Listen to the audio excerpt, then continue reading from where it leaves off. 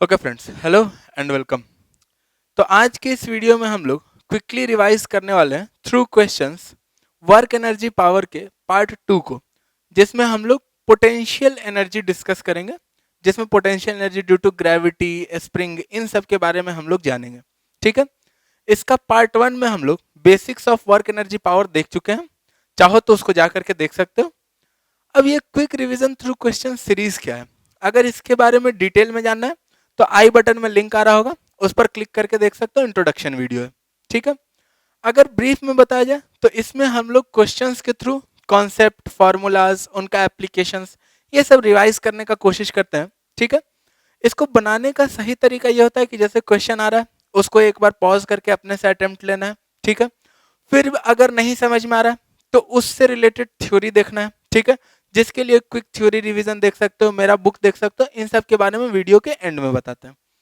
अब फिर भी अगर नहीं बन रहा है तो बेस्ट ये रहेगा कि क्वेश्चन को नोट कर लें, फिर एक आध दिन फ्रेश माइंड से ट्राई दें, फिर नहीं बन रहा है तब फिर आकर के उसका सॉल्यूशन देखें। ठीक है। तब जाकर के इससे बेस्ट आउटपुट मिलेगा। तो आज के लिए अपने पास सबसे पहला क्वेश्चन अपने स्क्रीन पर ये रहा। ओके, तो इसमें अपने पास दिया हुआ है कि एक ब्लॉक है मास m का, जो कि कनेक्टेड है एक स्प्रिंग से जिसका फोर्स कांस्टेंट k है। फोर्स कांस्टेंट या स्प्रिंग कांस्टेंट सेम कहानी है। ठीक है। और उस स्प्रिंग का जो दूसरा एंड है वो कनेक्टेड है एक रिजिड रूफ से, एक ऐसा रूफ से जो कि मूव नहीं कर सकता, रिजिड। ठीक है। अगर ब्लॉक को रेस्ट से छोड़ते हैं और स्प्रिंग इनिशियली अनस्ट्रेच्ड है और वर्टिकल, अनस्ट्रेच्ड मतलब नेचुरल लेंथ में और वर्टिकल है, तो अपने को मैक्सिमम इलोंगेशन निकालना है स्प्रिंग में। ठीक है। पॉज करो, कोशिश करो, देखो क्या आता है।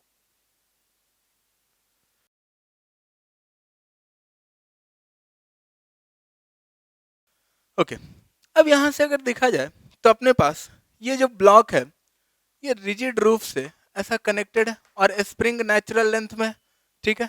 ऐसा ये ब्लॉक है, ये थ्रू स्प्रिंग कनेक्टेड है और स्प्रिंग अभी नेचुरल लेंथ में। ब्लॉक का मास दिया हुआ है m और स्प्रिंग का स्प्रिंग कांस्टेंट दे दिया है k। ठीक है। अब इसको अब जब हम छोड़ेंगे, ठीक है, तो ये आएगा आएगा आएगा मैक्सिमम इलोंगेशन जब होगा इसका, जब ये मैक्सिमम इलोंगेशन पर होगा तब इसका स्पीड क्या हो जाएगा। अगर इसका स्पीड नीचे के डायरेक्शन में रहेगा तो इलोंगेशन तो मैक्सिमम होगा नहीं, क्योंकि उसके आगे भी इलोंगेट हो सकता है। ठीक है। तो मैक्सिमम इलोंगेशन पर इसका स्पीड क्या हो जाएगा, नीचे जा रहा है जा रहा है जा रहा है, स्पीड जब जीरो हो जाएगा तभी इसका इलोंगेशन मैक्सिमम होगा। ठीक है। अब यहाँ पर अगर देखा जाए तो मान लेते हैं कि मैक्सिमम इलोंगेशन जो है इसका वो कुछ यहाँ तक है। ठीक है। जो कि इसको हम लोग बोल रहे हैं एक्स मैक्स, एक्स एम बोल देते हैं। ठीक है। अब ये मैक्सिमम इलोंगेशन पर इसका जो स्पीड है वो यहाँ पर जीरो है, यहाँ पर इसका स्पीड जीरो है और इनिशियल स्पीड भी इसका क्या था, जीरो था, और फाइनल स्पीड भी क्या है, जीरो है। ठीक है। तो अब एक तो हम लोग यहां से ये लिख सकते हैं कि work done by external forces equals to change in kinetic energy, और एक्सटर्नल फोर्स के नाम पर स्प्रिंग फोर्स और mg ले लेंगे। ठीक है। या फिर हम लोग ये लिख सकते हैं कि work done by non conservative forces, हम लोग उसको दो पार्ट में बांट लेते हैं, एक्सटर्नल और इंटरनल। ठीक है। या फिर कंजर्वेटिव और नॉन कंजर्वेटिव। तो कंजर्वेटिव फोर्सेस के चलते तो हम लोग चेंज इन पोटेंशियल एनर्जी आराम से लिख सकते हैं। ठीक है। कंजर्वेटिव फोर्सेस के बारे में जानना है तो क्विक थ्योरी रिवीजन में देख सकते हो, वहां पर बताएं। तो अब अगर कंजर्वेटिव फोर्सेस के चलते हम लोग वर्क डन जो होता है वो तो सीधा सीधा negative of change in potential energy होता है, तो वहां से अपना जो वर्क एनर्जी थ्योरम होता है वो चेंज होकर कुछ ऐसा हो जाता है, work done by non conservative forces equals to change in potential energy plus change in kinetic energy. या फिर work done by external forces, जिसमें कि अपने को वैसा फोर्सेस लिखना पड़ेगा जिसके चलते हम यहाँ पर चेंज इन पोटेंशियल एनर्जी नहीं लिख रहे हैं। ठीक है। जैसे अगर स्प्रिंग के चलते चेंज इन पोटेंशियल एनर्जी लिख दे रहे हैं तो वो यहाँ पर फिर नहीं आएगा। ठीक है। वो इस वर्क में नहीं आएगा, वो यहाँ पर आएगा, और अगर नहीं लिख रहे हैं तो फिर उसको वर्क में लिखना पड़ेगा। ठीक है। कहानी यही। तो अब यहां से यहां तक work done by non conservative external forces, external forces हम लोग स्प्रिंग और ग्रेविटी को इंटरनल मान लेते हैं। ठीक है। तो एक्सटर्नल फोर्सेस का वर्क डन क्या हो गया, जीरो हो गया। अब चेंज इन पोटेंशियल एनर्जी, तो एक ग्रेविटी के चलते पोटेंशियल एनर्जी में चेंज होगा, और अगर ये ब्लॉक नीचे जा रहा है तो ग्रेविटी का पोटेंशियल एनर्जी क्या होगा, डिक्रीज करेगा। ठीक है।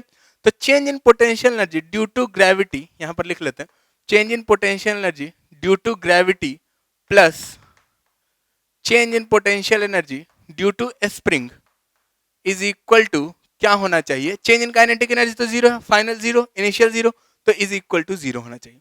तो यहां से अपने पास change in potential energy due to gravity क्या होगा, minus M G H, H क्या है X M, plus change in potential due to spring half K X square, तो एक्स स्क्वायर यानी कि एक्स एम का square is equal to zero.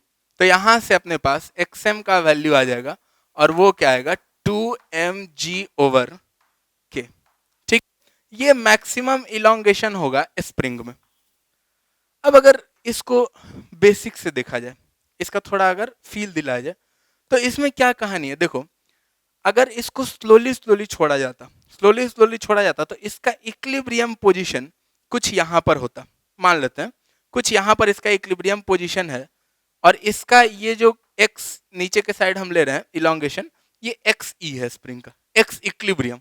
ठीक है, तब इक्विलिब्रियम पोजीशन में क्या होता, के एक्स और एम जी जो होता वो क्या होता, इक्वल होता, और यहां से एक्स इक्विलिब्रियम जो अपने पास आ जाता, एक्स इक्विलिब्रियम का वैल्यू हेयर, एक्स इक्विलिब्रियम जो आ जाता वो सीधा सीधा आ जाता एम जी ओवर के, इसमें कोई दिक्कत नहीं है। ठीक है, अब X equilibrium M G over क्या है, मतलब इक्विलिब्रियम से पहले तक एम जी बड़ा होगा, क्योंकि के एक्स तो छोटा होगा, एक्स इक्विलिब्रियम से जब छोटा होगा तो के एक्स का वैल्यू एम जी से छोटा हो जाएगा, यहाँ पर के एक्स एम जी के बराबर है। तो जब इक्विलिब्रियम से पहले तक एम जी बड़ा है, एम जी बड़ा है, खींच रहा है खींच रहा है खींच रहा है, इसको वेलोसिटी दे रहा है। ठीक है, अब वेलोसिटी दे रहा है, यहाँ पर इसके पास इक्विलिब्रियम में तो पहुंच गया, लेकिन अभी इसके पास कुछ वेलोसिटी है, अगर हम इसको एक ही बैग छोड़ दे तब, ठीक है, एक ही बैग छोड़ देंगे तो अभी यहाँ पर पहुंच चुका है, लेकिन इसके पास कुछ वेलोसिटी है, और वो वेलोसिटी इसको खींच करके नीचे लेके जाएगा। ठीक है, और अब नीचे जैसे ही इसके नीचे जाएगा तो अब के एक्स बड़ा हो गया, तो के एक्स बड़ा हो गया तो इसको रोक रहा है रोक रहा है रोक रहा है, रोकते रोकते रोकते रोकते इसको कुछ टाइम लगा, और कितना डिस्प्लेसमेंट बाद ये रोक पाया, फिर से उतना ही एम जी वाई के, क्योंकि टोटल कितना है टू एम जी वाई के, तो एम जी वाई के में स्पीड बढ़ रहा है, फिर एम जी वाई के में स्पीड घट रहा है, और ये घटते घटते घटते घटते फिर यहाँ पर रुक गया, फिर ऐसा ऊपर आएगा, फिर ऊपर आकर के फिर यहाँ तक जाएगा, फिर ऐसा आएगा ऐसा आएगा ऐसा आएगा, और यही है basis of S H M, जिसको हम लोग बोलते हैं सिंपल हार्मोनिक मोशन।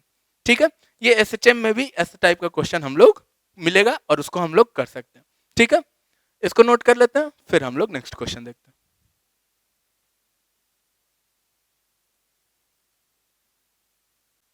ओके, अब इस क्वेश्चन में क्या दिया अपने पास, पोटेंशियल एनर्जी का एक फंक्शन दिया। ठीक है, for a particle free to move along X axis, और मास जो है उसका 3 kg है। ठीक है, तो अब अपने को मैक्सिमम स्पीड निकालना है पार्टिकल का, फ्री टू मूव का मतलब क्या हो गया कि कोई डिसिपेटिंग एजेंट नहीं है, मतलब एनर्जी का कोई लॉस नहीं हो रहा है। ठीक है, तो मैक्सिमम स्पीड निकालना पार्टिकल का, अगर टोटल मैकेनिकल एनर्जी पार्टिकल का 9 जूल दे दिया, टोटल मैकेनिकल एनर्जी मतलब kinetic energy plus potential energy. ठीक है, पॉज करो सोचो।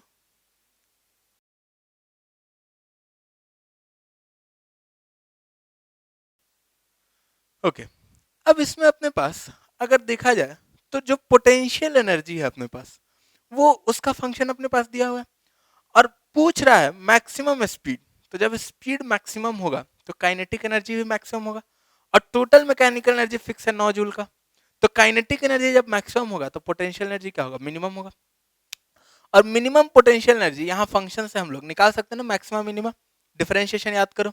ठीक है, नहीं याद आ रहा है, डिफरेंशिएशन देखो एक बार। ठीक है, अब मैक्सिमम मिनिमा के लिए for potential to be minimum, for potential to be minimum, minimum ही चाहिए अपने को। ठीक है, और एक बारी डिफरेंशिएट करके जीरो पुट करेंगे तो x का वैल्यू आएगा, किस x पर पोटेंशियल मिनिमम होगा, तो du by D X equals to zero, which implies यहां से क्या आ जाएगा 2x plus 4 equals to zero, which implies x equals to -2।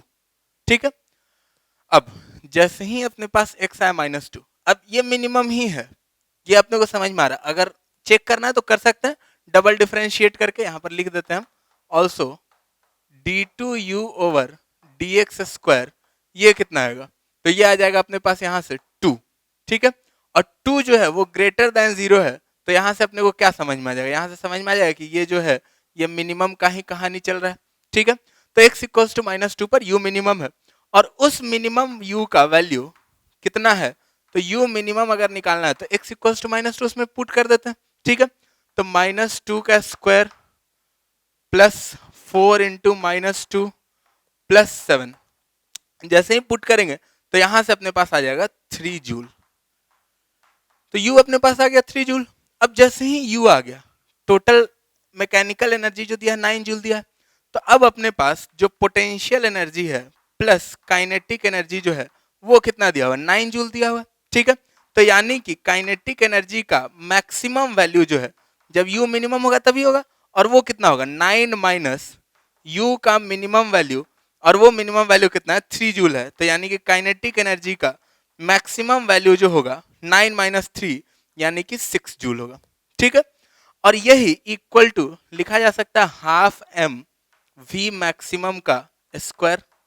तो यहां से अपने पास वी मैक्सिमम आ जाएगा, एम अपने पास दिया हुआ है 3 kg। ठीक है, तो यहां से अपने पास वी मैक्सिमम जो आ जाएगा वो आ जाएगा सीधा सीधा अंडर रूट ऑफ, हम एक बार लिख देते हैं, वैसे यहां से सीधा सीधा दिख भी रहा है, 6 into 2 divided by 3 which is equals to 2 metre पर सेकेंड। ठीक है, तो बस इसमें यही समझना था कि V का मैक्सिमम वैल्यू कैसे निकालना है, मतलब पोटेंशियल एनर्जी जब मिनिमम होगा तब काइनेटिक एनर्जी क्या होगा, मैक्सिमम होगा। ठीक है, हाँ अगर इसमें बोल देता कि टोटल मैकेनिकल एनर्जी पार्टिकल का, इसमें और भी क्वेश्चन बन सकता है, जैसे बोल देता टोटल मैकेनिकल एनर्जी पार्टिकल का 2 जूल है, तो मैक्सिमम स्पीड कितना है, तो वैसा पॉसिबल ही नहीं होगा।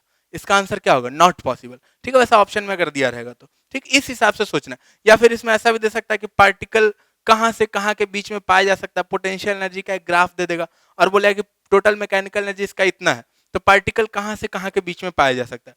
तो जितना टोटल मैकेनिकल एनर्जी होगा मैक्सिमम पोटेंशियल एनर्जी उतना ही हो सकता है, तो पार्टिकल मैक्सिमम पोटेंशियल एनर्जी वाला लाइन ड्रॉ करेंगे, जहां जिस उस मैक्सिमम जहां जहां कम होगा वहां वहां पार्टिकल पाया जा सकता है, बाकी जगह पार्टिकल नहीं पाया जा सकता। ठीक है, तो ऐसा इसी क्वेश्चन को घुमा घुमा के इसी का अलग अलग टाइप दिया जा सकता है, बेसिक फंडा यही है। नोट कर लेते हैं, फिर हम लोग नेक्स्ट क्वेश्चन देखते हैं।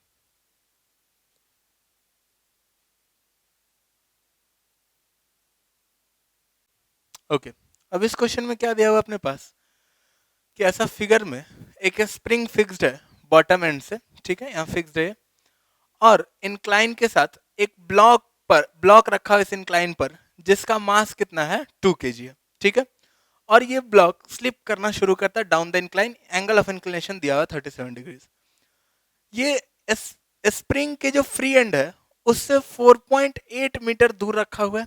ठीक है, मतलब ये 4.8 मीटर स्लाइड करेगा तब ये स्प्रिंग में टच करना शुरू करेगा, और 4.8 मीटर स्लाइड करने के बाद ये स्प्रिंग को 20 सेंटीमीटर और कंप्रेस करता है, फिर रुक जाता है, फिर स्प्रिंग इसको धक्का मार के ऊपर भेज देता है, और फिर स्प्रिंग कितना ऊपर भेजता है, तो जहां से कंप्रेस्ड पोजीशन था वहां से 1 मीटर ऊपर भेज देता है स्प्रिंग इसको।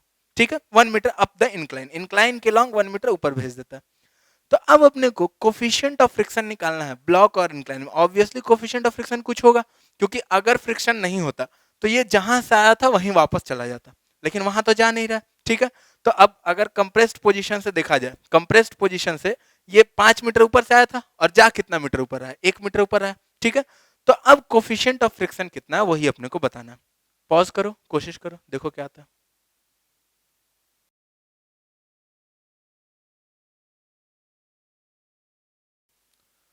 ओके, अब इसमें अगर देखा जाए तो यहां से ये कितना मीटर ट्रेवल किया है, इधर कंप्रेस्ड पोजीशन से हम देख रहे हैं, ये फाइनल कंप्रेस्ड पोजीशन है। ठीक है, तो ये डिस्टेंस जो है, ये डिस्टेंस कितना मीटर है, 5 मीटर है। ठीक है, और इसके बाद स्प्रिंग कंप्रेस होने के बाद जो वापस से स्प्रिंग इलोंगेट हुआ है और ये जो वापस गया है ये कितना मीटर गया है, तो ये 1 मीटर वापस गया है। ठीक है, अब यहां पर स्प्रिंग कांस्टेंट तो अपने को बताना नहीं है, तो स्प्रिंग के साथ खेलने का कोई जरूरत नहीं है। क्यों, क्योंकि स्प्रिंग के साथ खेलने में हम लोग क्यों टाइम बर्बाद करें। स्प्रिंग यहां से यहां तक भी हम लोग लिख सकते हैं work energy theorem, work done by external forces equals to change in kinetic energy, या work done by non conservative forces equals to change in potential energy plus change in kinetic energy, वो लिख सकते हैं, यहां से यहां तक भी लिख सकते हैं। ठीक है, बट वो लिखने का कोई खास जरूरत है नहीं, क्योंकि यहाँ पर फिर स्प्रिंग का कांस्टेंट आ जाएगा half K X square spring force वाले में। ठीक है, तो उसका जरूरत नहीं है। क्यों, क्योंकि स्प्रिंग जो है कंप्रेस हो रहा है और फिर से तो अपने नेचुरल लेंथ में ही आ जा रहा है, तो कंप्रेस होकर अगर स्प्रिंग फिर से अपने नेचुरल लेंथ में आ जा रहा है तो मतलब कि स्प्रिंग का पोटेंशियल एनर्जी में कोई चेंज नहीं हुआ है। अगर हम इनिशियल स्टेट यहां मान ले, ये इनिशियल स्टेट मान ले, और फाइनल स्टेट हम यहां मान ले, तो स्प्रिंग के पोटेंशियल एनर्जी में कोई चेंज नहीं हुआ। इंटरमीडिएट स्टेट को छोड़ देते हैं यहाँ पर, ठीक है। हाँ, अगर इसका स्प्रिंग कांस्टेंट निकालना होता तब फिर यहाँ पे लिखना पड़ जाता, ठीक है। अगर क्वेश्चन में बोल देता कि इसका स्प्रिंग कांस्टेंट निकाल के बताइए, तब लिखना पड़ जाता और उससे ही स्प्रिंग कांस्टेंट आएगा, तब फिर वो पचड़ा खेलना ही पड़ता। लेकिन अभी हम लोग डायरेक्ट कर लेते हैं। अब यहां से यहां तक आके यहां तक जाने में फ्रिक्शन एक वर्क किया है, इसका कुछ पोटेंशियल एनर्जी चेंज हुआ है और कुछ इसका काइनेटिक एनर्जी चेंज हुआ है, जो कि चेंज अपने को दिख रहा है जीरो है, क्योंकि यहां पर भी रेस्ट में था और यहां पर भी रेस्ट में था। तो यहां से सीधा सीधा चेंज इन काइनेटिक एनर्जी तो अपने पास जीरो हो गया है। अब चेंज इन पोटेंशियल एनर्जी कितना है, तो अब देखा जाए अगर, तो चेंज इन पोटेंशियल एनर्जी जितना ये हाइट गिरा होगा उतना ही ना एम जी इंटू एच, लेकिन घटा होगा तो माइनस एम जी एच, ठीक है। तो अब ये डिस्टेंस जो है, ये डिस्टेंस अपने पास 4 मीटर है, ठीक है। तो 4 मीटर ये डिस्टेंस है, तो ये डिस्टेंस कितना हो जाएगा, ये एंगल 37 डिग्रीज है, तो 4 का कॉस 37 इधर हो जाएगा और साइन 37 इधर हो जाएगा, तो 4 इंटू साइन 37 डिग्रीज, ये अपना हो जाएगा इधर का mgh। तो अब डेल्टा u जो है ड्यू टू ग्रेविटी, ग्रेविटी का पहले लिख लेते हैं, ग्रेविटी के चलते चेंज इन पोटेंशियल एनर्जी जो है वो क्या है, minus M G into 4 sin 37 degrees, ठीक है। अब और कुछ है, एक वर्क डन बाय फ्रिक्शन है, ठीक है, और कोई तो फोर्स नहीं है यहाँ पर, एक नॉर्मल रिएक्शन है जिसका वर्क क्या है, जीरो है, ठीक है। अब फ्रिक्शन का वर्क, तो फ्रिक्शन का वर्क यहां से यहां तक डायरेक्ट नहीं ले सकते, क्योंकि यहां से यहां तक में फ्रिक्शन का अगर वर्क लेंगे तो क्या आएगा, माइनस म्यू एन इंटू ये डिस्टेंस कितना 4 मीटर, लेकिन फ्रिक्शन एक्चुअली में यहां से यहां तक और यहां से यहां तक वर्क किया, और डिसिपेटिव कंजर्वेटिव फोर्स नहीं है, इसलिए केवल इनिशियल और फाइनल इंस्टेंट पर डिपेंड नहीं करेगा, बीच वाले पोजीशन पर भी डिपेंड करेगा। तो फ्रिक्शन टोटल यहां से यहां तक कितना वर्क किया, minus mu N into 5 metre, और फिर यहां से यहां तक minus mu N into 1 metre. तो टोटल फ्रिक्शन का वर्क जो हुआ है, वर्क डन बाय फ्रिक्शन, वो अपने पास हुआ है -5 mu N minus mu N, तो ये कितना हो गया, -6 म्यू एन, ठीक है। और अब नॉर्मल रिएक्शन कितना था, तो नॉर्मल रिएक्शन हम लोग जानते हैं, एनएलएम में सीखे हैं, mg का इधर वाला कंपोनेंट cos थीटा, ठीक है, परपेंडिकुलर वाला। तो यहां से नॉर्मल रिएक्शन जो हो गया, तो यहां से वर्क डन बाय फ्रिक्शन आ गया -6 म्यू mg cos 37 डिग्रीज। अब हम लोग वर्क एनर्जी थ्योरम से, फ्रॉम वर्क एनर्जी थ्योरम अपने पास क्या मिलेगा, यहां से हम लोग देख सकते हैं कि वर्क डन बाय फ्रिक्शन जो है, ठीक है, -6 म्यू mg cos 37 डिग्रीज, ये इक्वल होगा change in potential energy due to gravity plus change in kinetic energy. तो ये इक्वल होगा minus of mg into 4 sin 37 degrees, ठीक है। तो अब यहां से mg से mg मर गया, म्यू का वैल्यू निकालना है, माइनस से माइनस गया, तो म्यू कितना आ गया यहां से 4g sin 37 ओवर cos 37, तो यहां से आ गया tan 37 डिग्रीज, ठीक है। अब अच्छा जी कट गया, सॉरी, ये जी कट गया, ठीक है, और डिवाइडेड बाई 6। तो अब यहां से क्या हो गया, तो यहां से हो गया 4 इंटू tan 37 3/4, ठीक है। तो 4 इंटू 3/4 डिवाइडेड बाई 6, यानी कि 3/6, यानी कि म्यू का वैल्यू जो हो गया वो कितना आ गया 0.5, ठीक है। और यही कोफिशिएंट ऑफ फ्रिक्शन का वैल्यू पूछ रहा था, जिसका आंसर क्या हो जाएगा 0.5 हो जाएगा। इसको हम लोग नोट कर लेते हैं, फिर नेक्स्ट क्वेश्चन देखते हैं।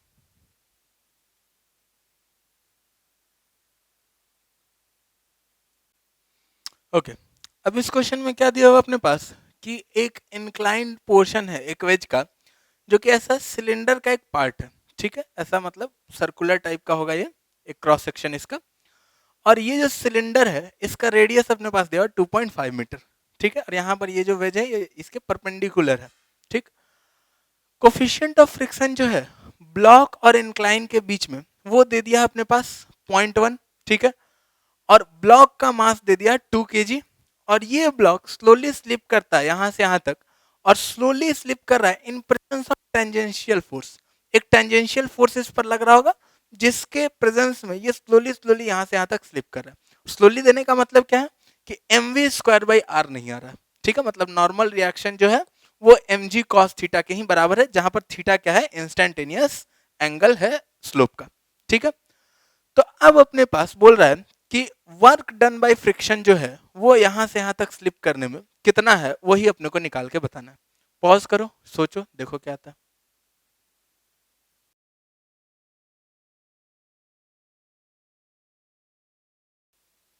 ओके, इसमें अपने पास वर्क डन बाय फ्रिक्शन अगर निकालना है तो यहां पर अगर देखा जाए तो मान लेते हैं एक छोटा सा पोर्शन देखते हैं, क्योंकि एंगल तो चेंज करता जा रहा है। तो अगर कांस्टेंट इंक्लाइन रहता तब तो हम simply work done by friction लिख सकते हैं, बट यहाँ पर एंगल चेंज कर रहा है, तो हाँ, एक छोटा सा फ्रैक्शन के लिए, छोटा सा पोर्शन के लिए अपने को देखना पड़ेगा पहले। तो इस छोटे से पोर्शन को जूम इन करके हम यहाँ पर बना रहे हैं, ठीक है। तो ये इंक्लाइन कुछ ऐसा है और ये अपने को एक ऐसा छोटा सा एक वेज टाइप का दिखेगा, ऐसा इंक्लाइन टाइप का, ठीक है। और इसका एंगल ऑफ इंक्लिनेशन मान लेते हैं थीटा है, और ब्लॉक को यहां टॉप से लेकर के बॉटम तक आना है, ठीक है, टॉप से यहां बॉटम तक आना है इस ब्लॉक को। अब यहां से यहां तक आने में फ्रिक्शन का वर्क कितना हो रहा होगा, तो अब यहां से यहां तक आने के लिए नॉर्मल रिएक्शन जो इस पर लग रहा होगा वो कितना लग रहा होगा, नॉर्मल रिएक्शन लग रहा होगा mg cos थीटा, ठीक है। और normal reaction mg cos theta लग रहा होगा, मान लेते हैं कि ये डिस्टेंस जो है, क्योंकि ये डिस्टेंस अपने को पता है पूरे का पूरा 2 मीटर, तो ये छोटा सा जो डिस्टेंस है इसको यहाँ पर dx बोल देते हैं, ठीक है। तो अब normal reaction mu mg cos theta लग रहा है, यानी कि इस पर जो फ्रिक्शन लग रहा होगा, फ्रिक्शन अपने पास कितना लग रहा होगा, तो फ्रिक्शन तो लगेगा म्यू इंटू एन, यानी कि mu into M G into cos theta. ये सब कहानी हम लोग जानते हैं फ्रिक्शन में से, बट फिर भी बता दे रहे हैं एक बार। अब वर्क डन बाय फ्रिक्शन कितना होगा, तो फ्रिक्शन इधर है, डिस्प्लेसमेंट इधर है, तो वर्क डन ऑब्वियसली नेगेटिव होगा, म्यू इंटू एन इंटू ये डिस्टेंस। अब ये डिस्टेंस कितना है, यहां से यहां तक ये डिस्टेंस जो ट्रेवल किया है, ये डिस्टेंस कितना है, अगर वो निकालना है अपने को, तो इस ट्रायंगल में अगर देखें तो ये dx है, ये एंगल थीटा है, तो ये डिस्टेंस को लिख सकते हैं dl, जो कि अपने पास क्या हो जाएगा, dl which is equals to dx over cos theta. देख लेना ट्रायंगल में, ठीक है। अब dl जब आ गया तो अपने पास वर्क डन बाय फ्रिक्शन जो छोटा वर्क आया dw बाय फ्रिक्शन, इस छोटे से डिस्टेंस में, यहां पर जो छोटा सा डिस्टेंस चल रहा है इसमें क्या आ गया है, वर्क डन बाय फ्रिक्शन जो आ जाएगा वो आ जाएगा frictional force into dl with a minus sign, ठीक है। तो यहां से हो जाएगा dw ड्यू टू फ्रिक्शन जो हो जाएगा वो यहां से हो जाएगा minus mu M G cos theta into dl क्या हो जाएगा dx over cos theta. cos theta से cos थीटा मर गया, तो यहां से क्या आ गया, which is equals to minus mu M G dx। अब यहां से देखें तो ये वर्क केवल इस dx पर डिपेंड कर रहा है, मतलब बड़ा इंटरेस्टिंग रिजल्ट है, ये वर्क केवल इस dx पर डिपेंड कर रहा है। हाँ, यहां पर कुछ स्पीड नहीं है इसका, ये स्लोली स्लोली आ रहा है, ठीक है। तो अब केवल अगर इस dx पर डिपेंड कर रहा है, यानी कि अगर हम ये वाला dx, यही वाला ना dx है, और ऐसा ही अगर हम इंटीग्रेट करें पूरा वर्क निकालने के लिए, तो total work done by friction जो हो जाएगा, वर्क डन बाय फ्रिक्शन जो हो जाएगा वो क्या हो जाएगा, वो हो जाएगा simply integration of minus mu M G dx। और यहां पर म्यू एम जी तो कांस्टेंट है, बाहर खींच लेते हैं, तो माइनस म्यू एम जी को बाहर खींच लिए और इंटीग्रेशन ऑफ dx, यही छोटा छोटा dx सबका समेशन यहां से लेकर के यहां तक, ये पूरा का पूरा क्या दे देगा अपने को, ये पूरा x दे देगा यहां से यहां तक, जो कि कितना अपना 2 मीटर है। तो यहां से सीधा सीधा dx का इंटीग्रेशन जो आ जाएगा वो 2 मीटर आ जाएगा, और माइनस म्यू कितना दिया हुआ था 0.1 इंटू एम कितना दिया हुआ था, एम अपने पास था मास जो कि 2 kg इंटू जी कितना है 10 इंटू dx कितना है, dx का इंटीग्रेशन है 2, ठीक है। तो अब यहां से हो गया which is equals to -4 joule, यही हो जाएगा अपना वर्क डन बाय फ्रिक्शन। यहां से ये जो इंटरेस्टिंग एक रिजल्ट है इसको हम लोग याद कर सकते हैं कि अगर स्लोली स्लोली स्लिप करे तो वर्क जो है वो केवल और केवल इस x पर डिपेंड करेगा, जो कि यहां पर कितना है 2 मीटर है, ठीक है। और वो वर्क हम लोग ऐसा लिख सकते हैं, और नहीं अगर रिजल्ट याद रहेगा तो बेसिक तो अपने पास है ही, ठीक है। इसको हम लोग नोट कर लेते हैं, फिर नेक्स्ट क्वेश्चन देखते हैं।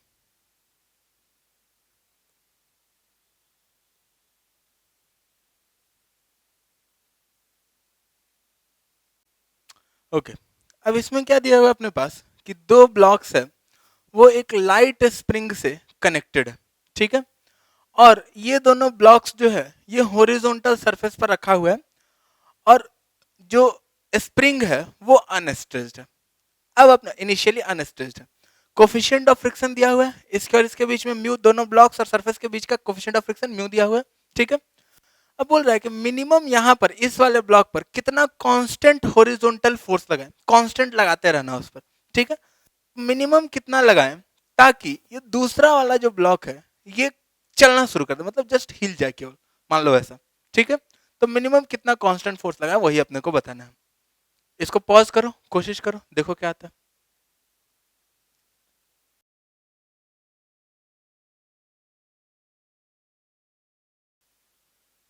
ओके, अब मिनिमम फोर्स का अगर बात कर रहा है तो यहाँ पर सबसे पहले मोशन को एनालाइज करते हैं क्या होगा, ठीक है।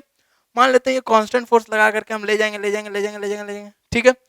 अब एक इंस्टेंट ऐसा आएगा जब स्प्रिंग में इलोंगेशन कम से कम उतना हो जाएगा कि ये ब्लॉक जस्ट खिंचा जाए, ठीक है। तो ये ब्लॉक जस्ट खिंचा जाए तो स्प्रिंग में इलोंगेशन कितना होना चाहिए वो देख ले अगर, तो यहां से मान लेते हैं इलोंगेशन एक्स है, तो स्प्रिंग का फोर्स है के एक्स लग रहा होगा जो कि इसको खींचेगा, और वो के एक्स किस चीज के अगेंस्ट खींचेगा, तो वो के एक्स फ्रिक्शन के अगेंस्ट खींचेगा जो कि कितना है म्यू एम टू इंटू जी है। तो अब यहां से सिंपली हम लिख सकते हैं क्या कि के एक्स जो है वो इक्वल है किसके, म्यू एम टू इंटू जी के, ठीक है। अब अब अपने पास कहानी आगे बढ़ता है। अब वहां पर आते हैं तो अब देखिए अगर तो फोर्स कांस्टेंट लगा रहे हैं, कम से कम इलोंगेशन एक्स इतना हो जाना चाहिए, ठीक है। अब ये ब्लॉक के साथ क्या होगा, एक्स जैसे जैसे बढ़ेगा फोर्स तो कांस्टेंट है मेरा, वो वाला याद करो जो कहानी जो हम लोग स्प्रिंग को ब्लॉक से लगा दिए और ब्लॉक को छोड़ दिए थे, फोर्स एम जी वहां पे भी कांस्टेंट था, स्लोली स्लोली नीचे जाएगा, एक टाइम पर इक्विलिब्रियम आएगा, फिर उससे भी नीचे जाएगा, तो स्लोली स्लोली जो ऊपर का फोर्स है वो बढ़ता जाएगा, फिर धीरे धीरे वेलोसिटी कम होता जाएगा उसका, ठीक है। अब x मिनिमम इतना हो जाना चाहिए, मतलब जैसे ही इसका वेलोसिटी टेंडिंग टू जीरो हो तो x उतना पहुंच जाए, तभी ना ये ब्लॉक स्लाइड कर पाएगा। तो जैसे ही इसका वेलोसिटी टेंडिंग टू जीरो हो अपने पास वो वहां पर पहुंच जाए, ठीक है। मतलब इलोंगेशन कम से कम इतना हो जाए स्प्रिंग में। तो अब वेलोसिटी कम से कम जीरो हो तो यहां से अगर m2 को देखा जाए तो m2 का डिस्प्लेसमेंट कितना होगा, तो m2 का सॉरी m1 का डिस्प्लेसमेंट जो हो जाएगा वो अपने पास कम से कम x होना चाहिए, ये डिस्प्लेसमेंट कम से कम x होना चाहिए। और ये x डिस्प्लेसमेंट के लिए अब इनिशियल वेलोसिटी जीरो है, ठीक है, कम से कम x डिस्प्लेसमेंट के लिए फाइनल वेलोसिटी भी हम लोग जीरो मान सकते हैं, ठीक है। तो अब यहां से हम लोग वर्क एनर्जी थ्योरम लगा सकते हैं, work done by external forces equals to change in kinetic energy plus change in potential energy, ठीक है। और पोटेंशियल एनर्जी किसका, स्प्रिंग का। तो work done by external forces यानी कि फोर्स का वर्क डन कितना हो गया F इंटू एक्स, ठीक है। और एक म्यू एम जी का वर्क डन, इस पर भी तो एक फ्रिक्शन लग रहा होगा ना, फ्रिक्शन जो कि कितना लग रहा होगा mu into M one into G, ठीक है। तो एक उसका वर्क डन तो वो कितना हो जाएगा minus mu M one G into X is equal to change in kinetic energy zero है, और चेंज इन पोटेंशियल एनर्जी कितना है, तो हाफ के एक्स स्क्वायर होगा। तो चेंज इन पोटेंशियल एनर्जी अपने पास half K X square. Minimum force का ही एक कंडीशन लिख रहे हैं तभी चेंज इन काइनेटिक एनर्जी को जीरो मान रहे हैं। नहीं तो ऐसा भी हो सकता था कि ये खिंचाते चल जाए, बहुत ज्यादा फोर्स लगा दे तो वो खिंचाते चल जाएगा, वहां पर वेलोसिटी जीरो नहीं है, इलोंगेशन उतना हो गया तब ये खिंचा जाएगा, ठीक है। बट मिनिमम के लिए final velocity tending to zero है, ठीक है। तो अब यहां से हम लोग लिख सकते हैं विच इम्प्लाइज यहां से एक तो x मर जाएगा, ठीक है, तीनों पार्ट तीनों जगह से। तो फोर्स जो आ जाएगा वो क्या आ जाएगा mu M one G plus K x over to. अब के एक्स ओवर टू, के एक्स तो अपने को पता है या फिर एक्स भी पता है तो एक्स को रख देंगे, सेम कहानी है, ठीक है। तो के एक्स अपने को पता है म्यू एम टू जी, तो यहां से फोर्स का जो ये मिनिमम वैल्यू ही आ रहा है, ठीक, वो आ जाएगा mu M one G plus K X यानी कि mu M two G over two. और इसमें से म्यू जी को हम लोग कॉमन भी ले सकते हैं, तो म्यू जी को कॉमन लेकर के M one plus M two by two भी इसको हम लोग लिख सकते हैं, ठीक है। तो यही अपने पास मिनिमम फोर्स का वैल्यू होगा ताकि ये वाला ब्लॉक जो है ये जस्ट स्लाइड करना शुरू कर दे, ठीक है। इसको हम लोग नोट कर लेते हैं, फिर हम लोग नेक्स्ट क्वेश्चन देखते हैं।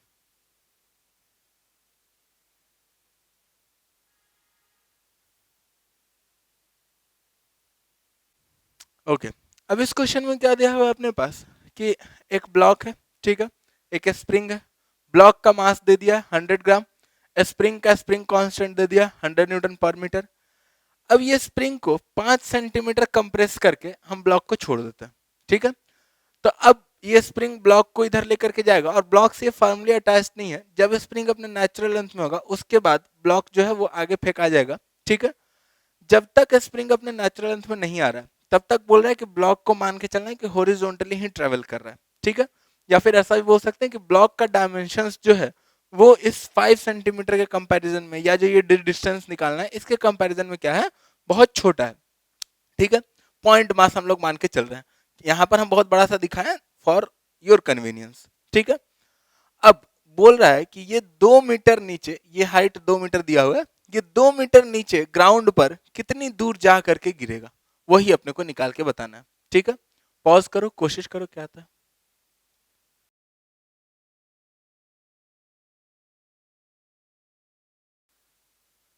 ओके, अब यहां से अगर देखा जाए तो ये 2 मीटर हाइट गिरने में अगर यहां पर देखा जाए तो इसका जो स्पीड है ब्लॉक का just before living the spring, ठीक है, या just after living the spring, दोनों कहानी सेम होगा, ठीक है। तो just after living the spring इसका स्पीड हॉरिजॉन्टल है, ठीक है। और हॉरिजॉन्टल स्पीड कुछ रहा होगा, अभी अपने को वो नहीं पता, वो भी निकालेंगे बाद में। जो हॉरिजॉन्टल स्पीड है अगर वो आ जाए और ये 2 मीटर हाइट दिया हुआ है अपने पास और ये हॉरिजॉन्टल स्पीड आ जाए तो अब ये सीधा सीधा प्रोजेक्टाइल वाला कहानी बन गया।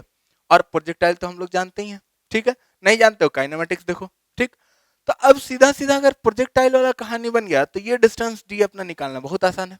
यहां से यहां तक गिरने में कितना टाइम लगा, तो वर्टिकल कंपोनेंट वेलोसिटी का 0 है तो टाइम निकाल देंगे, और ये स्पीड आ गया तो स्पीड में टाइम से मल्टीप्लाई कर देंगे तो डिस्टेंस दिया जाएगा, क्योंकि इधर वाला स्पीड चेंज नहीं करेगा, ठीक है।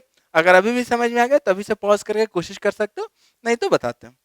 अब देखो यहां पर क्या कहानी है कि 2 मीटर हाइट गिरना है, तो 2 मीटर हाइट गिरने में जो टाइम लगेगा h equals to U T plus half A T square.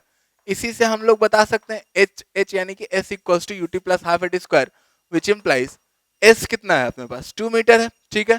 You तो 0 है वाई डायरेक्शन में, 2 इक्वल्स टू हाफ जी, जी भी नीचे ही था तो नीचे ही को पॉजिटिव मान रहे हैं, इनटू टी स्क्वायर, ठीक है।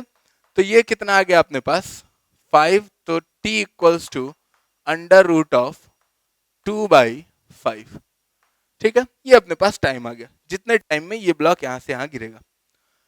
अब इसका हॉरिजॉन्टल वेलोसिटी जो था वो अगर निकालना है तो अपने को यहां पर देखो स्प्रिंग में कुछ एनर्जी स्टोर्ड है, जो एनर्जी ही तो इसके काइनेटिक एनर्जी में कन्वर्ट हो रहा है, ठीक है।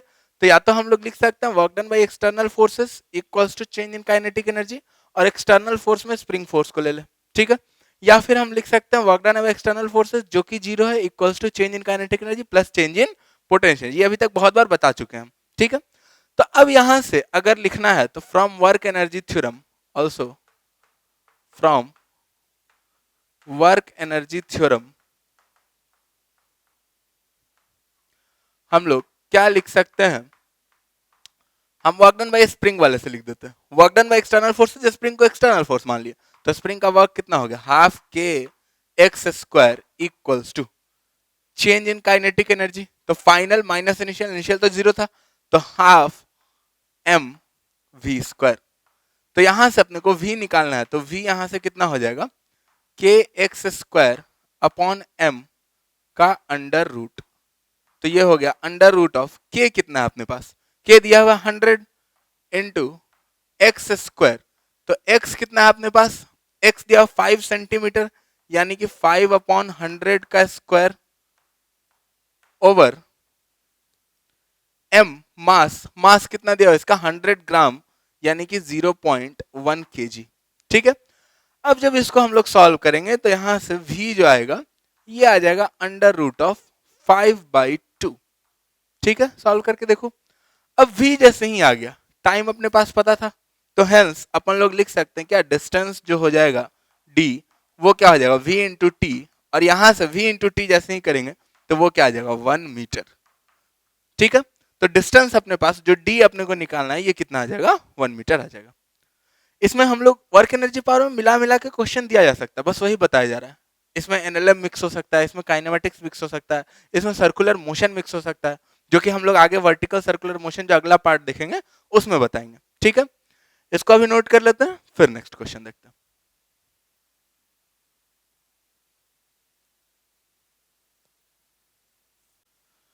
ओके, अब इस क्वेश्चन में क्या दिया हुआ है अपने पास कि एक यूनिफॉर्म चेन है, ठीक है, जिसका मास 1 kg है और लेंथ 1 मीटर है, और ये यूनिफॉर्म चेन जो है ये टेबल से लटका हुआ है ऐसा, ठीक है, सच दैट इसका 2/3 पार्ट जो है वो टेबल के ऊपर है, ठीक है, 1/3 पार्ट ऐसा लटका हुआ है। कोफिशिएंट ऑफ फ्रिक्शन टेबल और चेन के बीच का दे दिया है 0.2, और बताना है अपने को कि काइनेटिक एनर्जी चेन का कितना होगा जैसे ही ये कंप्लीटली स्लिप कर जाएगा टेबल से। टेबल से जब इसका पूरा पार्ट जैसे ही नीचे आ जाएगा उसी इंस्टेंट पर इसका काइनेटिक एनर्जी बताना। ठीक है, कैसे होगा, पॉज करो, सोचो, ट्राई करो।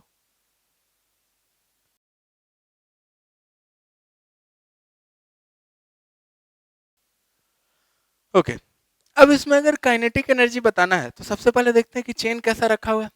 ऐसा चेन एक टेबल रहा होगा यहाँ पर, मान लेते हैं यही टेबल रहा होगा, ठीक है, टेबल का ये एंड है, इस पर ऐसा चेन रखा हुआ था। ठीक है, अब यहाँ से सबसे पहले इसमें ये चेक कर लेना है कि ये चेन जो है ये स्लिप करेगा भी कि नहीं करेगा, तो वो चेक करना तुम्हारा काम है। ये mg अगर फ्रिक्शन यहाँ पर जो फ्रिक्शन लग रहा होगा उससे ज्यादा होगा तो स्लिप करेगा, नहीं लग रहा होगा तो नहीं स्लिप करेगा। ठीक है, तो वो आ जाएगा कि स्लिप कर रहा है। अब जब स्लिप कर रहा है ये चेन, ठीक है, तो इसका काइनेटिक एनर्जी क्यों बढ़ रहा है? अगर देखा जाए तो यहाँ पर mg फोर्स एक वर्क कर रहा है इस पर, लेकिन उसको काइनेटिक एनर्जी को घटाने के लिए यहाँ पर एक फ्रिक्शन भी तो वर्क कर रहा होगा। ठीक है, तो अब जो काइनेटिक एनर्जी का इंक्रीज हो रहा है वो डिपेंड करेगा work done by friction plus work done by gravity पर। ठीक है, अब यहां से अगर वर्क डन बाय फ्रिक्शन निकालना है और वर्क डन बाय ग्रेविटी निकालना है तो सबसे पहले अपने को पता होना चाहिए कि यहां से कितना लेंथ लटक रहा है।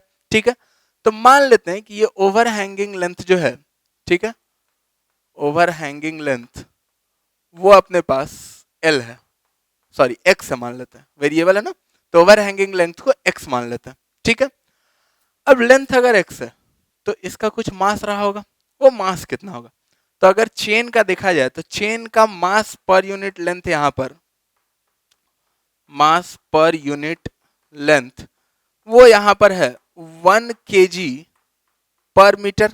ठीक है, 1 kg divided by total length कितना है 1 मीटर है। ठीक है, तो मास पर यूनिट लेंथ अपना 1 kg पर मीटर है, तो इसमें जो मास रहा होगा इतना दूर में वही ना mg फोर्स एक्सर्ट करेगा। इसका वाला mg को तो नॉर्मल रिएक्शन खा जाएगा।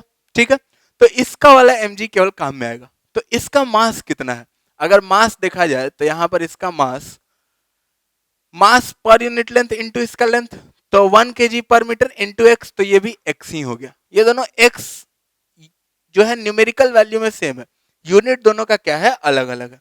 ठीक है, अब इसका मास अगर x हो गया, टोटल मास 1 kg था, तो इसका मास जो है यहाँ पर, इसका मास कितना हो गया, इसका मास हो जाएगा 1 माइनस एक्स। ठीक है, अब अगर देखा जाए तो फोर्सेस कौन कौन सा लग रहा होगा? फोर्सेस इस पर एक mg लग रहा होगा जो कि इसको खींचेगा। ठीक है, और मान लेते हैं कि इसको ऐसा dx लेंथ खींच रहा होगा।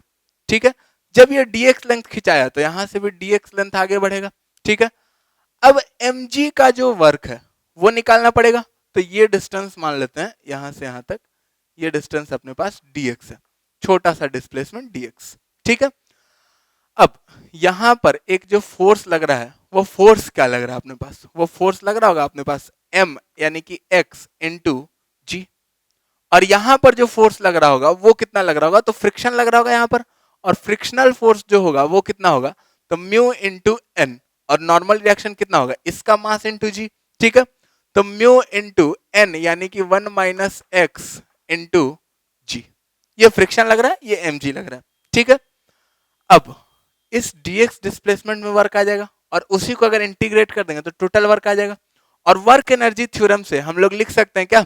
Work done by friction plus work done by gravity equals to change in kinetic energy, which implies friction का वर्क कितना है यहाँ पर, तब फ्रिक्शन का वर्क लिखा जाएगा फ्रिक्शनल फोर्स इनटू डिस्प्लेसमेंट, लेकिन दोनों अपोजिट अपोजिट डायरेक्शन में है तो यहाँ नेगेटिव लिखना पड़ेगा, ठीक है। तो फ्रिक्शन का वर्क हो जाएगा यहां से minus mu 1 minus X into G into D X integration plus work done by gravity, gravity का वर्क डन, ग्रेविटी नीचे डिस्प्लेसमेंट भी नीचे ही है, ठीक है। तो ग्रेविटी का वर्क डन कितना हो जाएगा x into G into D X, इसका भी integration equals to change in kinetic energy, यानी कि final kinetic energy minus initial तो जीरो ही था इनिशियली, क्योंकि ये जो है ये लाइंग ऑन द टेबल, मतलब टेबल पर ओवरहैंग करा था और ये रेस्ट में था पूरा चेन, ठीक है।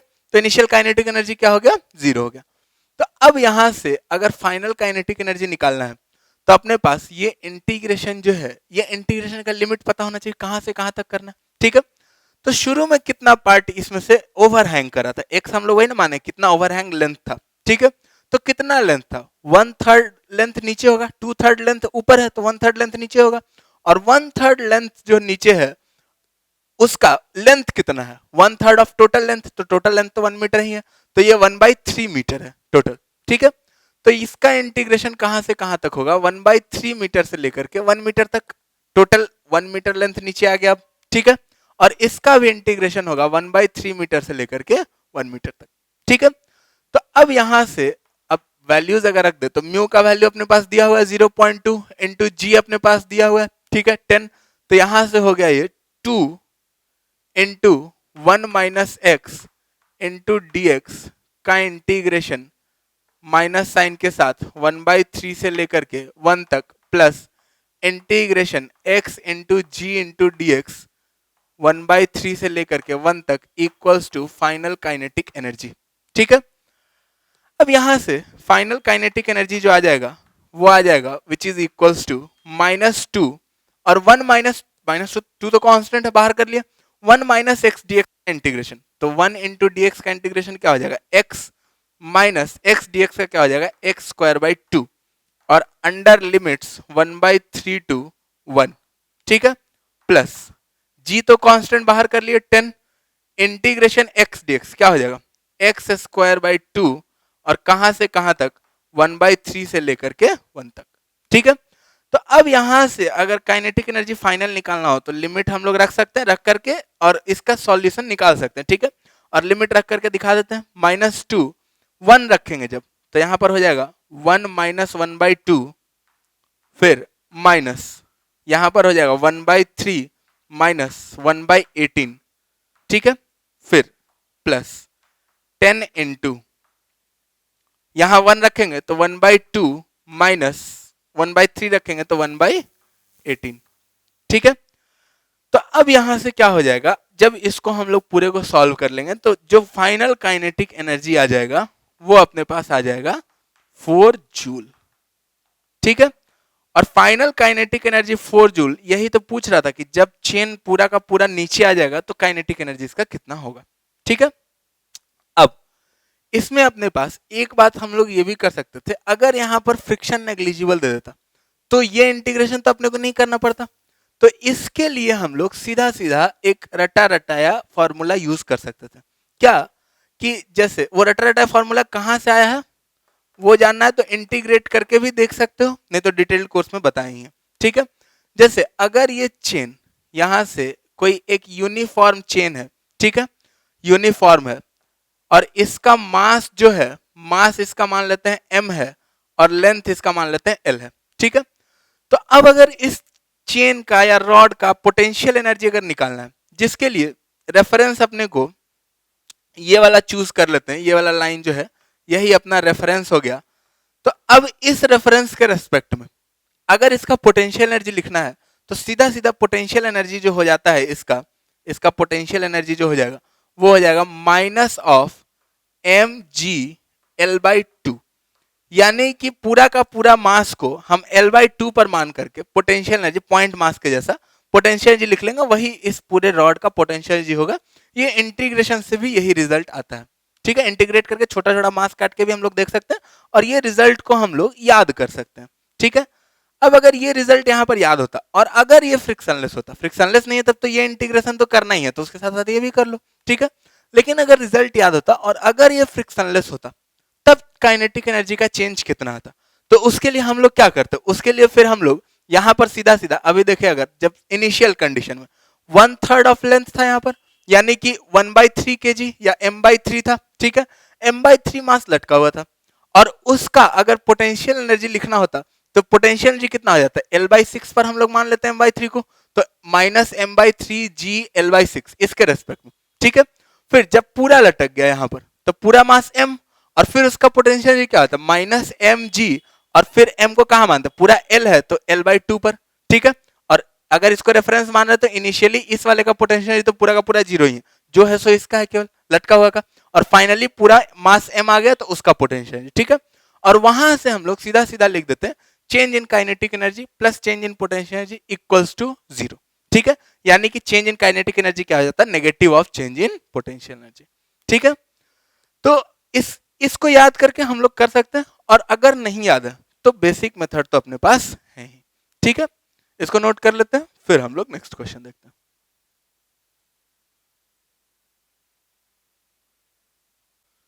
ओके, अब इस क्वेश्चन में क्या दिया हुआ है कि अपने को पोटेंशियल एनर्जी फंक्शन लिखना है, ये फोर्स फील्ड ऐसा कुछ दिया हुआ है, ठीक है। ये फोर्स फील्ड वेरी कर रहा है एक्स के साथ और वाई के साथ, जेड में इसमें कोई वेरिएशन नहीं दिया, ठीक है। पोटेंशियल एनर्जी फंक्शन कैसे लिखाएगा, सोचो, पॉज करो, देखो। इसके लिए हो सकता है थ्योरी देखना पड़े, ठीक है, तो थ्योरी भी देखो, फिर लिख करके देखो लिखा रहा है, नहीं लिखा रहा है तो फिर सॉल्यूशन देखेंगे।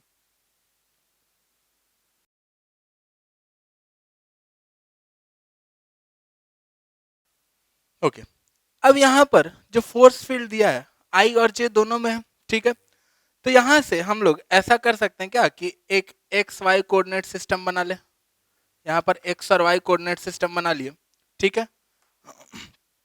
और पोटेंशियल एनर्जी लिखने के लिए हम लोग क्या करते हैं, चेंज इन पोटेंशियल एनर्जी जो होता है अपने पास वो क्या होता है, वो होता है minus of integration F dot D R, यही होता है ना, ठीक है। अब यहां पर अगर minus integration F dot D R करना है तो सबसे पहले अपने को पाथ फिक्स करना पड़ेगा, ठीक है। मान लेते हैं अपन लोग यहां पर एक्स कॉमा वाई पर पोटेंशियल एनर्जी फंक्शन लिखना चाह रहे हैं, ठीक है। और ओरिजिन को हम लोग 0,0 को पोटेंशियल 0 ट्रीट कर रहे हैं, इसी को रेफरेंस बोल देते हैं, ठीक है। और इसी रेफरेंस से हम लोग पोटेंशियल एनर्जी फंक्शन लिख रहे हैं, ठीक है। किसी को भी रेफरेंस मान सकते हैं, अपने ऊपर है, इसको रेफरेंस मान लिया, ठीक है। और इसके रेस्पेक्ट में पोटेंशियल एनर्जी फंक्शन बता रहे हैं। अब यहां पर अपने पास जो फोर्स है उसका आई कोऑर्डिनेट, और मतलब उसका आई कंपोनेंट भी है और जे कंपोनेंट भी है, ठीक है। तब एक पाथ चूज कर लेते हैं एक्स कमा वाई तक जाने के लिए। तो पाथ ऐसा हो सकता है अपने पास, यहां से यहां तक गए, यहां से यहां तक गए, और ये एक्स एक्सिस में चले गए 0,0 से ये पॉइंट जो है x,0 तक, ठीक है। और फिर x,0 से हम यहां पर y एक्सिस के लॉन्ग चले गए y,0 तक, ठीक है। यहाँ का पोटेंशियल एनर्जी हम बोल देते हैं u नॉट, ठीक है, जो कि 0 ही है, ठीक। यहाँ का पोटेंशियल एनर्जी 0 बोल रहे हैं हम, यहाँ का पोटेंशियल एनर्जी 0 है, यहाँ का पोटेंशियल एनर्जी u1 बोल रहे हैं हम, और यहाँ का पोटेंशियल एनर्जी को हम u2 बोल रहे हैं, ठीक है। अब u1 माइनस u नॉट निकाल सकते हैं क्या हम लोग, देखते हैं। u1 माइनस यू नॉट अपने पास क्या हो जाएगा, hair u1 minus you not जो हो जाएगा वो हो जाएगा minus integration f dot D R. तो अब इसमें dx में ही ना केवल जा रहे हैं, i में जा रहे हैं, j में तो जा नहीं रहे। और यहां पर इस पर जब हम जा रहे हैं तो x चेंज कर रहा, और y क्या है यहाँ पर, y तो 0 है ना, ठीक है। तो y अगर 0 इसमें रख देंगे तो यहाँ पर फोर्स क्या हो जाएगा, देखो y 0 रख दिया तो फोर्स क्या हो गया, 0। तो फोर्स जैसे ही 0 हो गया तो ये तो कहानी खत्म हो गया, 0 इंटू डी एक्स, इसी का इंटीग्रेशन करना था, ये कहानी साफ हो गया, सीधा सीधा 0 आ गया, ठीक है। अब u2 माइनस u1 निकालना पड़ेगा, तब ना जाकर के u2 माइनस u नॉट जो कि पोटेंशियल का फंक्शन आएगा, ठीक है। तो u2 माइनस u1 निकालना पड़ेगा, तो यहां पर इसको u बोल देते हैं, ये पोटेंशियल एनर्जी का फंक्शन है, ठीक है। यहां पर u है, x, y पर पोटेंशियल एनर्जी u है। अब यहां पर अगर देखना है तो फिर से minus of integration f into, अब यहां पर dy लिखना पड़ेगा, ठीक है। और अब फोर्स क्या लिखेंगे, देखो अब इसके लिए, इस लाइन के लिए x जो है वो तो x कांस्टेंट हो गया है, ठीक है। और y चेंज कर रहा है, तो x अपना x को हम लोग कांस्टेंट की तरह ट्रीट कर सकते हैं, ठीक है। और डॉट dy j कैप करना है, ठीक है। तो यहां पर हम लोग लिख लेते हैं, इसको पूरा ही लिख लेते हैं पहले, फिर ज्यादा बेटर समझ में आएगा। ये हो गया 2xy i cap plus 3x square y square j cap into dy j cap, ठीक है। अब i डॉट जे तो 0, j डॉट जे 1 होगा, ठीक है। तो यहां से विच इज इक्वल्स टू ये हो जाएगा minus of integration 3x square y square dy, और इसका इंटीग्रेशन कहां से कहां तक, तो y में कहां से कहां तक, 0 से लेकर के y तक, और इसके लिए x को क्या मानना है, कांस्टेंट मानना है। तो 3x स्क्वायर तो बाहर आ गया, y स्क्वायर dy का इंटीग्रेशन क्या हो जाएगा, y क्यूब बाई 3, ठीक है। इसको लिख देते हैं minus 3x square into Y cube by 3, और इंटीग्रेशन लिमिट कहां से कहां तक, 0 से y तक, तो ये सीधा सीधा हो गया माइनस ऑफ 3 से 3 मर गया, तो minus of X square into Y cube, ठीक है। ये पोटेंशियल एनर्जी का फंक्शन यहां से दिख रहा है, बट ये गलत है। क्यों गलत है, चलो एक बार ऐसे ही कोशिश करके देखो कि अगर हम इस पाथ पर जाते हैं, ऐसे पाथ पर, पहले वाई एक्सिस के लॉन्ग चले जाते हैं यहां से यहां तक, ठीक है, फिर एक्स एक्सिस के लॉन्ग चले जाते हैं यहां से यहां तक। अगर ऐसे पाथ पर जाते हैं तो उस पॉइंट का पोटेंशियल एनर्जी क्या आता है, इस पॉइंट को हम लोग U3 बोल देते हैं, ठीक है। इस पॉइंट का पोटेंशियल को U3 बोल देते हैं। ये 0,0 से पहले हम लोग जाते हैं 0,y तक, फिर यहां से x,y तक जाते हैं, ठीक है। तो अब इससे पोटेंशियल एनर्जी क्या आ रहा है वो एक बार लिख करके देखो अपने से, और देखो कि क्या आ रहा है इससे, पॉज करो और सोचो। ओके चलो, अब अगर यहां से देखा जाए तो ये क्या आएगा, फिर से अगेन मेथड 2 बोल देते हैं, मेथड 2, इसमें अपने पास क्या है, U3 minus U0, U3 minus U0, ये अपने पास क्या हो जाएगा, ये हो जाएगा विच इज इक्वल्स टू, अब इसमें तो U माइनस U1 के थे और U1 माइनस U0 तो ऐसे भी 0 था, तो U1 यहां पर 0 ही था, तो U1 0 था, तो सीधा सीधा यहां पर क्या आ गया था, U का वैल्यू सीधा सीधा इतना आ गया था, ठीक है। यही पोटेंशियल का फंक्शन आ गया था। अब यहां पर U3 माइनस U0, तो U3 माइनस U0 के लिए यहां पर ये जो पॉइंट है, इस लाइन पर जब हम जा रहे हैं तो इस पर क्या 0 है, y 0 है और x कुछ है, ठीक है, सॉरी x 0 है और y कुछ है, ठीक है। तो x अगर 0 है तो ये 0 खत्म हो गया कहानी, ठीक है। फिर से ये पहला वाला टाइप का कहानी हो गया, माइनस इंटीग्रेशन 0 dx, फिर से ये क्या हो गया, 0 हो गया। तो यहां से U3 जो आ गया वो क्या आ गया, 0 आ गया, क्योंकि U0 को हम लोग 0 मान लिए थे, ठीक है। अब यहां से उस वाले लाइन पर जब जा रहे हैं तो U माइनस U3 ये अपने को निकालना है, तो ये हो जाएगा माइनस इंटीग्रेशन। अब इस लाइन पर क्या कांस्टेंट है, तो अब इस लाइन पर अपने पास y कांस्टेंट है और x चेंज कर रहा है, और y कितना पर कांस्टेंट है, y पर कांस्टेंट है, ठीक है। तब y अगर कांस्टेंट है यहां पर तो y को कांस्टेंट की तरह ट्रीट कर सकते हैं, और dx i कैप के साथ डॉट करना पड़ेगा। तब dx i कैप के साथ जब डॉट करेंगे तो i वाला बचेगा, j वाला खत्म हो जाएगा, ठीक है। तो i वाला बचेगा, तो यहां से क्या आएगा, सीधा सीधा हम लिख सकते हैं 2xy dx, और कहां से कहां तक इंटीग्रेशन, इंटीग्रेशन का लिमिट जो आएगा वो आएगा कहां से कहां तक, x 0 से x तक, ठीक है। तो 0 से x तक, और चेंज क्या कर रहा है, केवल x कर रहा है, y कांस्टेंट है, y को बाहर खींच लिया, तो यहां से हो गया माइनस 2y, फिर से x dx का इंटीग्रेशन x स्क्वायर बाई 2, और एक बार x रखे एक बार 0 रखे, तो ये सीधा सीधा आ गया अपने पास x स्क्वायर बाई 2, तो यहां से आ गया which is equals to minus Y X square. अब यहां से फिर से u जो आ गया, u3 तो 0 था, ठीक है, ये भाई साहब 0 थे, तो u सीधा सीधा अपने पास वही आ गया, यहां पर भी u1 भाई साहब 0 थे, तो u सीधा सीधा वो था। क्या ये दोनों फंक्शन सेम दिख रहा है, हमको तो नहीं दिख रहा है, तुमको दिख रहा है तो आंख का जांच कराओ, ठीक है। अब अगर ये दोनों फंक्शन सेम नहीं है, मतलब कहीं तो गलती हुआ है, कहां गलती हुआ है, सोचो, पॉज करके सोचो, देखो कहां गलती हुआ है, देखो इसमें,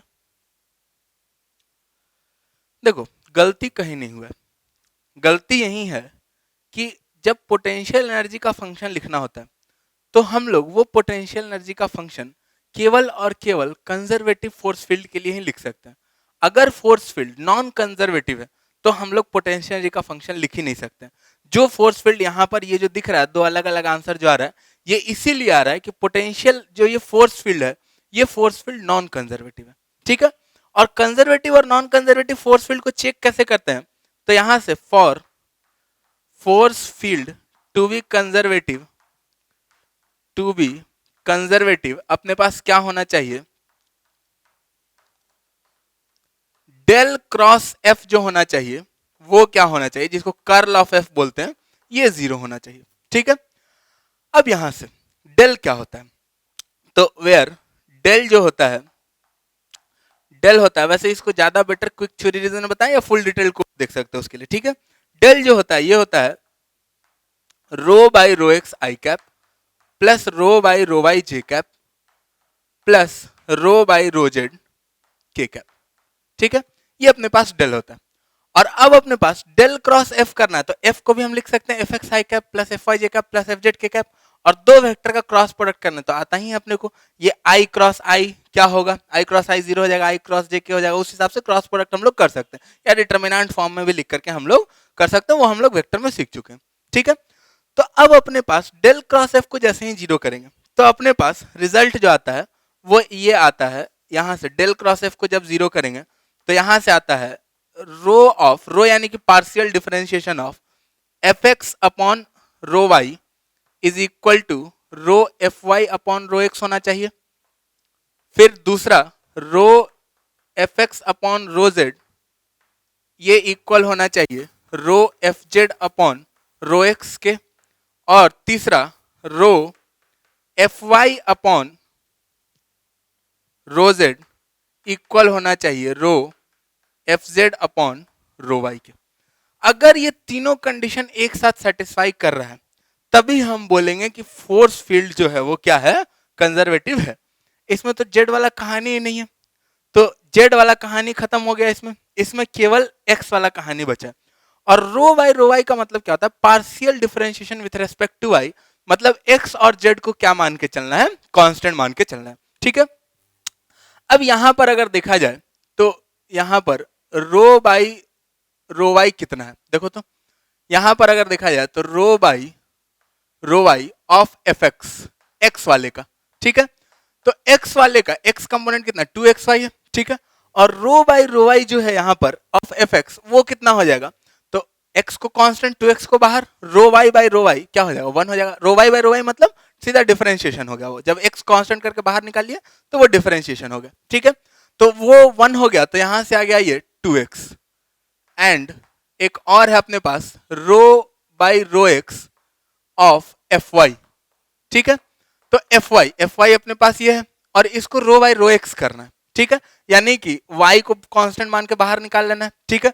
तो 3y² बाहर आ गया, x स्क्वायर का क्या हो जाएगा 2x, ठीक है।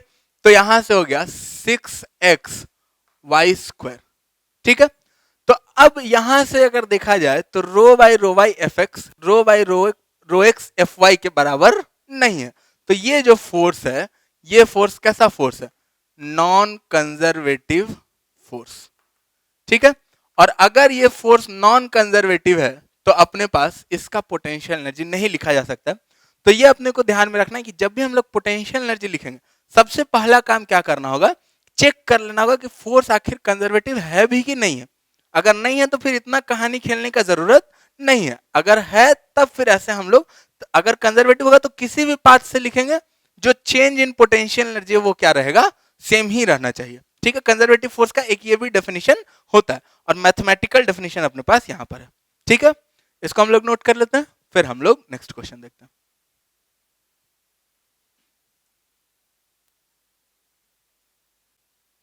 ओके अब इस क्वेश्चन में क्या बोल रहा है अपने पास कि एक स्प्रिंग है जिसका अनस्ट्रेच लेंथ एल है और मास एम है, जो मास एम उस पर स्प्रिंग पर यूनिफॉर्मली डिस्ट्रीब्यूटेड है, ठीक है। एक एंड स्प्रिंग का उसको पुल कर रहे हैं, ये मासलेस स्प्रिंग नहीं है, ठीक है। एक एंड को पुल कर रहे हैं विद कांस्टेंट स्पीड v, तो अपने को काइनेटिक एनर्जी निकालना है स्प्रिंग का, ठीक है। हम ऐसा एज्यूम कर सकते हैं कि स्पीड ऑफ पार्टिकल्स जो है वो स्प्रिंग का लीनियरली डिक्रीज कर रहा है from moving end to free end पर स्पीड क्या रहा होगा v और मूविंग एंड पर स्पीड क्या रहा होगा 0, ठीक है। और वो लीनियरली डिक्रीज कर रहा है, लीनियर डिक्रीज है विथ लेंथ, ठीक है। तो काइनेटिक एनर्जी क्या आएगा, पॉज करो सोचो।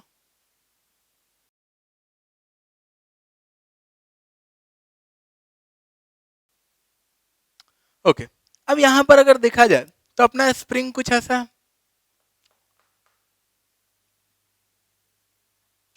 ये रहा अपना स्प्रिंग, ठीक है। इसके मूविंग एंड का वेलोसिटी जो है वो कुछ v है, ठीक है, और फ्री एंड का वेलोसिटी 0।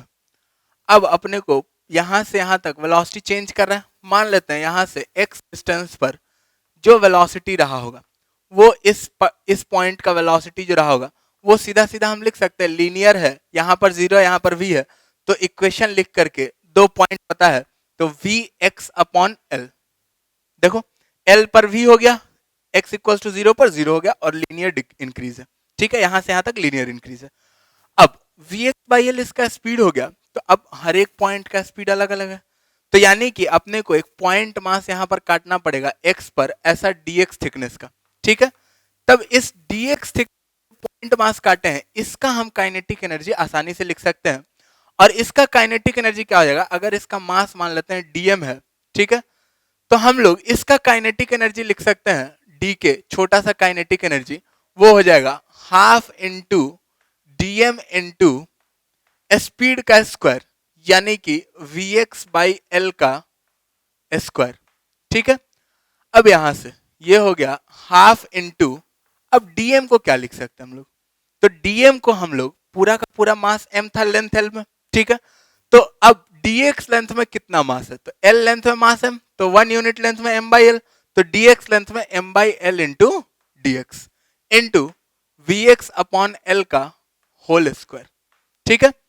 अब यहां से अगर काइनेटिक एनर्जी निकालना है तो इसी dk का ना इंटीग्रेशन हो जाएगा, ठीक है, तो वो कितना हो जाएगा, यहां से अगर सीधा सीधा देखा जाए तो half m v square upon l cube, तो कांस्टेंट है बाहर कर लेते हैं, ठीक है, तो इंटीग्रेशन के अंदर क्या बचेगा, इंटीग्रेशन एक्स स्क्वायर डीएक्स, ठीक है। अब यहां से इंटीग्रेशन का लिमिट कहां से कहां तक, तो x को कहां से शुरू करेंगे, 0 से, और कहां पे खत्म करेंगे, काटना एलिमेंट l पर खत्म करेंगे, ठीक है, 0 से काटते काटते l तक काट लेंगे, पूरा स्प्रिंग का काइनेटिक एनर्जी आ गया, ठीक है। तो ये हो गया इंटीग्रेशन लिमिट 0 से लेकर के l तक। अब एक्स स्क्वायर डी का इंटीग्रेशन एक्स क्यूब बाई 3, तो उसमें एक बार L cube by 3 minus 0 cube by 3, तो यहां से क्या आ गया, विच इंप्लाइज काइनेटिक एनर्जी जो आ गया वो आ गया half m v square upon l cube into l cube by 3, l cube से एल क्यूब मर गया, तो यहां से आ गया which implies kinetic energy equals to m v square over 6, ठीक है। और इसको लिखने का एक और तरीका यह भी हो सकता है कि half m by 3 into v square, ठीक है। अब ये कहानी क्या है, ये तरीका क्यों सिखाए हैं, उसके बारे में थोड़ा सा एक्सप्लेन कर देते हैं।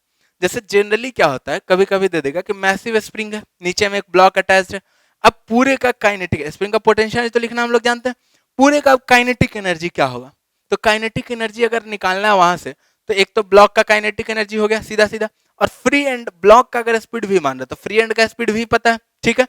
तो अब पूरे के पूरे स्प्रिंग अगर मास m है, तो इसको m बाई 3 मास हम यहां मान सकते हैं, सीधा सीधा एंड पर है, और स्प्रिंग को आइडियल कर दिए, वही ना, देखो हाफ इंटू ये मास इंटू वी स्क्वायर, अगर स्प्रिंग आइडियल हो जाए और m बाई 3 यहां रख दे तो इसका काइनेटिक एनर्जी फिर से वही हो जाएगा, ठीक है। तो जो मैसिव स्प्रिंग है उसको आइडियल स्प्रिंग में चेंज करने के लिए काइनेटिक एनर्जी लिखना है जब, तब, ठीक है, हर एक इंस्टेंट पे नहीं, ठीक है। जब काइनेटिक एनर्जी लिखना है तो मैसिव स्प्रिंग को आइडियल स्प्रिंग में चेंज करने के लिए हम क्या करते हैं, स्प्रिंग का जितना मास है उसका 1/3 मास उसके एंड पर लगा देंगे, और वो स्प्रिंग अब क्या हो गया है, आइडियल हो गया, ठीक है। इसका बहुत एप्लीकेशन हो जाएगा डायरेक्ट, कभी एग्जाम में क्वेश्चन आया तो एसएचएम में भी इसका बहुत डायरेक्ट एप्लीकेशन होता है, ठीक है। तो इसको हम लोग नोट कर लेते हैं, फिर हम लोग आगे देखते हैं।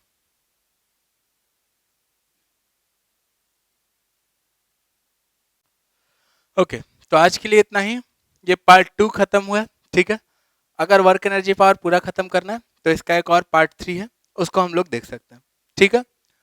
अब अपने पास अगर थ्योरी में कहीं दिक्कत हो रहा था तो उसके लिए यूट्यूब का ही कोर्स है क्विक थ्योरी रिवीजन, उसको देख सकते हो, या फिर मेरा बुक है फुल डिटेल्ड कोर्स है। इन सब के बारे में जानने के लिए बुक, फुल डिटेल्ड कोर्स, ये सब कहाँ है, उसके लिए अपन लोग physicsbuddy.in वेबसाइट, उस पर विजिट कर सकते हैं, वहां पर सबका जानकारी मिल जाएगा कि मेरे से रिलेटेड क्या क्या चीज है। उस वेबसाइट का लिंक अपने को डिस्क्रिप्शन में भी मिल जाएगा, ठीक है। अब अगर ये वीडियो अच्छा लगा तो लाइक कर दो, लगता है किसी दोस्त यार को हेल्प हो जाएगा तो उनके साथ शेयर कर दो, और चैनल पर वीडियोस आए तो उनका नोटिफिकेशन तुम्हारे पास आते रहे, उसके लिए चैनल को सब्सक्राइब कर दो। चलो, बाय बाय।